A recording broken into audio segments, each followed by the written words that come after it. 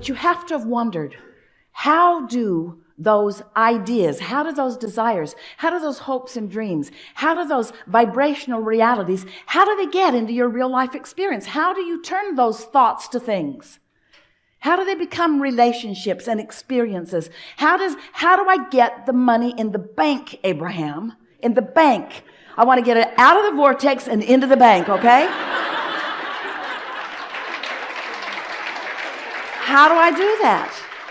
And the way you do it is through the natural laws of the universe. The way you do it is by not keeping it out of the bank. That's the thing that we want you to understand. You just got to let the door open. You just keep it you stop keeping it out of the bank. Now, how's that? Don't do that anymore. That's not what we're saying. We want to talk about what you are wanting to do. So the way that things move or become from an idea, from a vibrational reality into something that you are realizing is that you have to tune your frequency to the realization of it. Now, we know you didn't want to hear that, but we needed to tell you that. You are the realizers. That's the best word that Esther can find. That's how manifestations occur. You realize them. You realize them by finding a frequency. And at first, when you find it, it feels weird to you. Maybe it feels a little exciting for a moment. In fact, that's a moment of recognizing the full potential of your desire. You feel exhilarated about it for a moment. But if you don't shoot it in the foot, if you don't wrestle it to the ground and kill it with reality, if you don't but it to death, but what about this? What about this?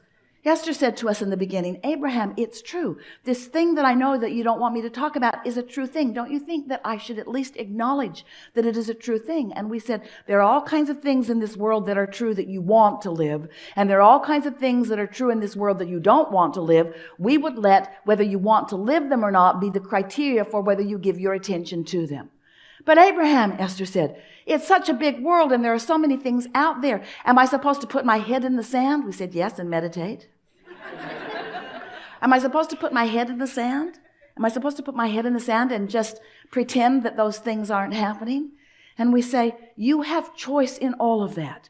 Just know that when you give your attention to things, momentum ensues. And eventually, you can create a belief that is so strong, a belief that is so strong that it will become your reality. You can also create a desire that is so strong that it can become your reality. So what's happening to you? What really happens? What makes the difference? Is your belief so strong or is your desire so strong? How does that play out? And we say, law of attraction gives you the exact balance that you've got going on. You can go a long way in cleaning up those desires. You can go a long way in improving those beliefs. You can go a long way in sifting and sorting your now reality, looking for positive aspects.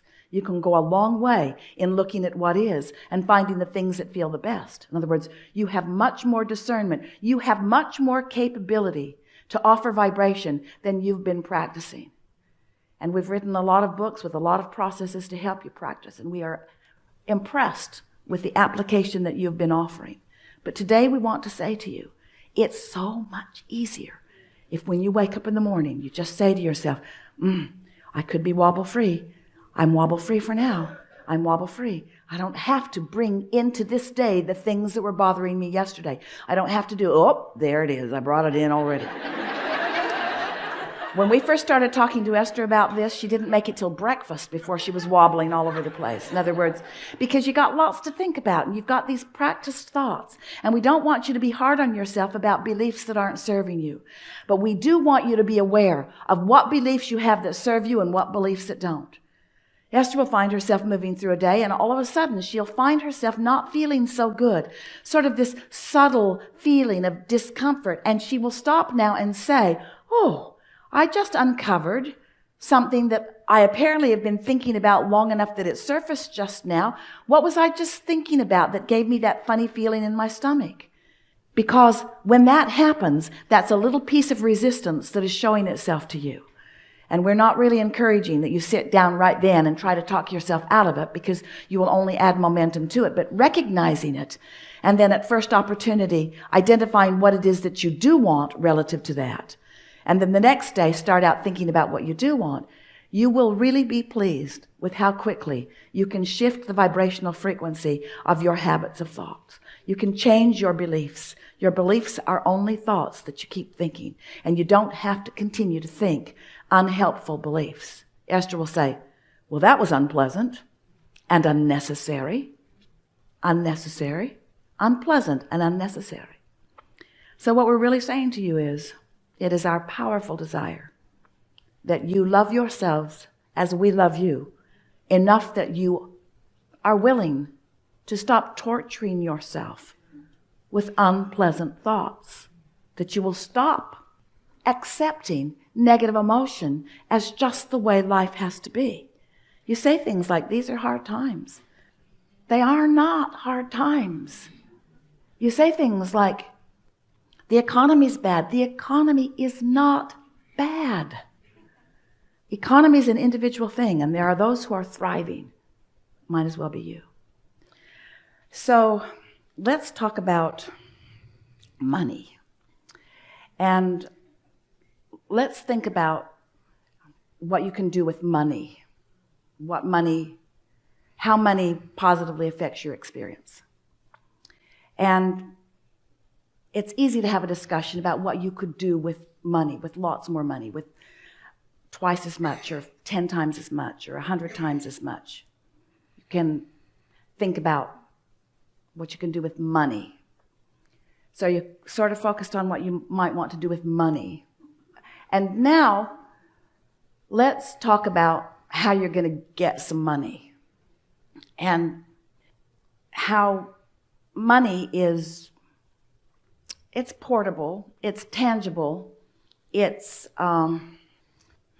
exchangeable, and it's spendable, and you like to spend money. You like to spend money, but in order to spend money, you have to get money.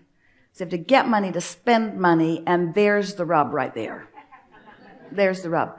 So now, if I'm not in the money place that I want to be in, then thinking about money is just annoying because I don't have money. And so as I'm thinking about spending more money, I just get more and more out of balance, because for me to be in balance relative to money in, money out, money in, money out. And what I'm stumbling over is how to get the money in, how to get it in. So the discussion isn't pleasant and nothing changes very much. And I'm sort of living the same life year after year after year in relationship to money. Money. Got to figure out how to get it and where to get it and when it will come and where it will come from and who to help. And the more I talk about this, the worse it feels to think about money. We don't want you to think about money, because money is part further down the road. Money is the manifestation part. Money is realized by you later on in the scenario. What we want you to think about is the vibrational currency that you all have access to. We want you to spend vibrational currency, not money. Now, stay with us, because it feels tricky. It is a trick, but it will serve you really, really well. There is this vibrational currency, a vibrational currency that you're already tapped into.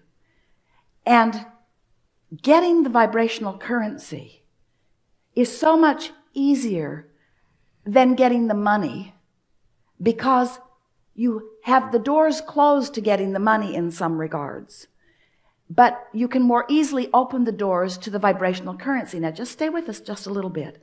So instead of thinking about money, we want you to find the emotional, vibrational equivalent to money, like the feeling of freedom.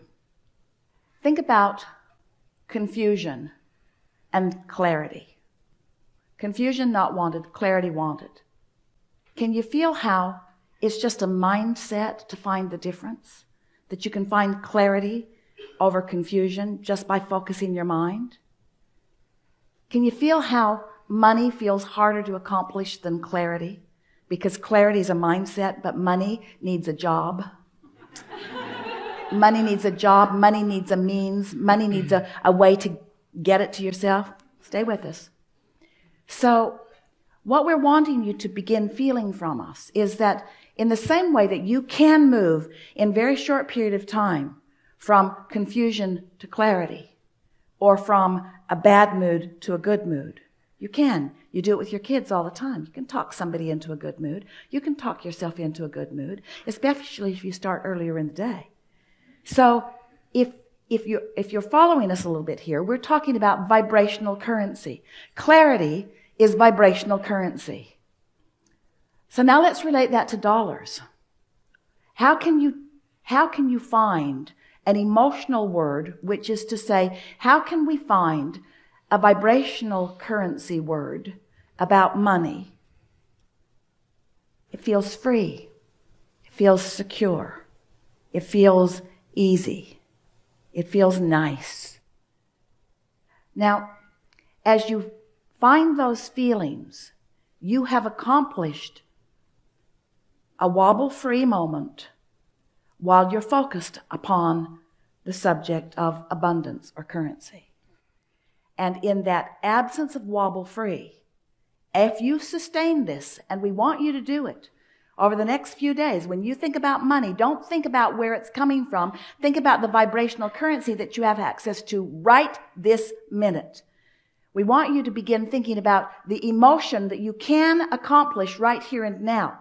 Because the emotion is the first manifestation.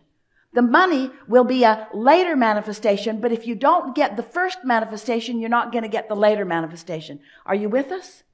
All right. Are you with us? Did you It's so good. We have not had this conversation in this way before. But this is the way you turn thoughts to things. This is the way the vibration becomes a reality. You have to let it be an emotional reality first, and you have to practice it as the emotional reality long enough that you're stable in it. Because when you're stable in it long enough, now momentum is going to ensue, and things are going to show up for you. And you're going to say, how could I have been missing that? It was there all along.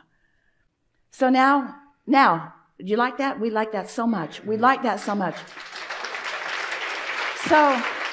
So now you take a subject about your physical well-being, a diagnosis. You not only don't have money in the bank, you've got a great big old debt that's a medical diagnosis that has a big old label on it. And so it's not easy to just all of a sudden erase that from your mind. And it's not easy to find a path in the same way that people are having a hard time these days finding a path of money into their experience, while they could find the path of feeling good into their experience instantaneously, since they haven't found the way, since there's not a specific cure or a specific thing that other people have done enough that you can just believe it for sure, then it gets you all hung up. You've got to come through the back door, like Esther always does. Through the belly of the well, where there's always somebody back there with a key. And somebody's already put the arrows on the walls for you. In other words, you got to come in it a different way. And that different way is you have to focus on the emotional accomplishment that you can accomplish, not the manifestational part that is a little slower in coming. And it is our promise to you. It is our absolute promise to you. It is our absolute promise to you that if you find this emotion of well-being, because it's present in so many other ways. Look at you. Look at how you are. Feel your hardiness. Feel your clarity. Feel the stamina that you have. In other words, there is so much evidence of physical well-being. If you will ignore the piece that's out of whack and amplify the things that make you emotionally feel strong. You don't have to feel emotionally strong for very long for the money to start flowing. And you don't have to feel emotionally strong for very long before the well-being is dominant within your experience either. That's how you turn thoughts to things. You mold them in your emotional center by caring about how you feel. And you find yourself unwilling to think scary thoughts and unwilling to think thoughts that don't feel good about anything. You say, that's the path. And it's an easy path. It's as easy as changing confusion to clarity. It's exactly the same process. It's that easy. Yeah. Thank you. Yeah.